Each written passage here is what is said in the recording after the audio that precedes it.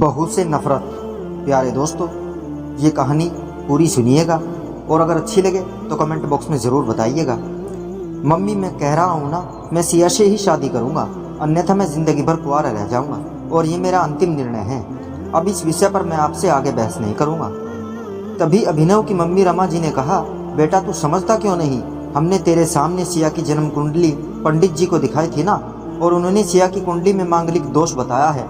अब तू बता, सब कुछ पता होते हुए हम तेरी शादी एक मांगलिक लड़की से कैसे कर दें? तू जानता नहीं कि मांगलिक दोष वाले के जीवन साथी की मौत जल्दी हो जाया करती है, इसलिए तुझे मैं समझा रही हूँ, तो भूल जा सिया को।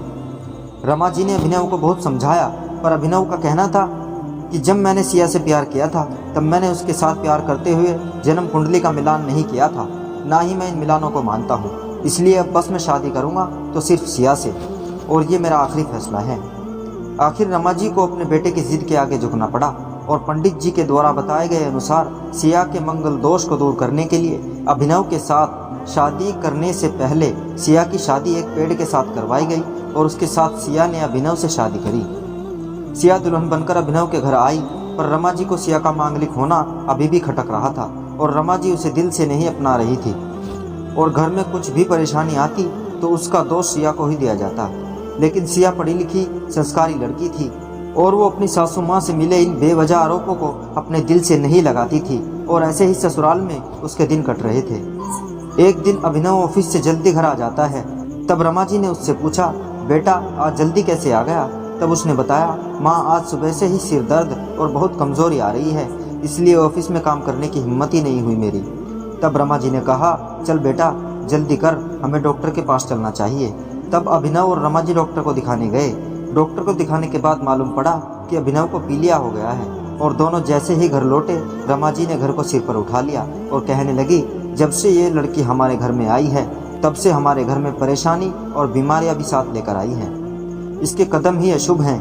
अब देखो, इसका मांगलिक दोष हमारे बेटे पर भी असर करने लग गया है।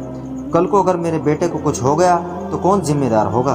तभी सिया ने कहा, मम्मी जी प्लीज़, और कितना नीचा दिखाएंगे मुझे? आज तक मैं चुप रही क्योंकि पापा ने यही सिखाया था कि बड़ों के आगे ससुराल में जवाब मत देना, पर आज तो आपने हद ही कर दी है। अगर मैं आज नहीं बोली तो ज़िंदगी भर खुद को माफ़ नहीं कर पाऊंगी। मम्मी जी, अगर आप पंडित जी पर भरोसा नहीं करती तो उनके कहे अनुसार आपने सारी मांगलिक दोष निवारण की विधि क्यों करवाई? क्यों पहले आपने मेरी पेट से शादी करवाई?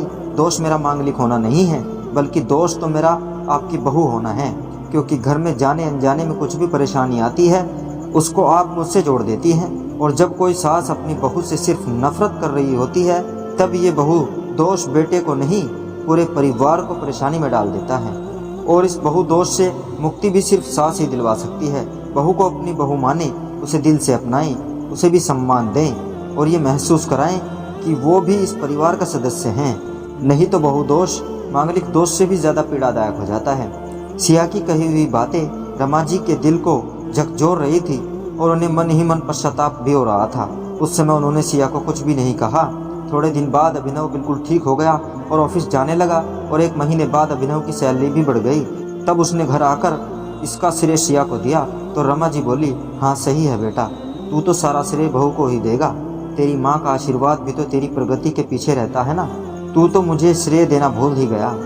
तब अभिनव ने कहा, माँ इस बार सिया का मांगलिक दोष मुझ पर और न ही मेरी तरक्की पर नहीं लगा, और माँ जब हम बुरी परेशानियों का श्रेय सिया को देते हैं तो अच्छे कार्यों का श्रेय भी सिया को ही देना चाहिए, तो इसलिए आज का सारा श्रेय सिया को दिया जाना चाहिए।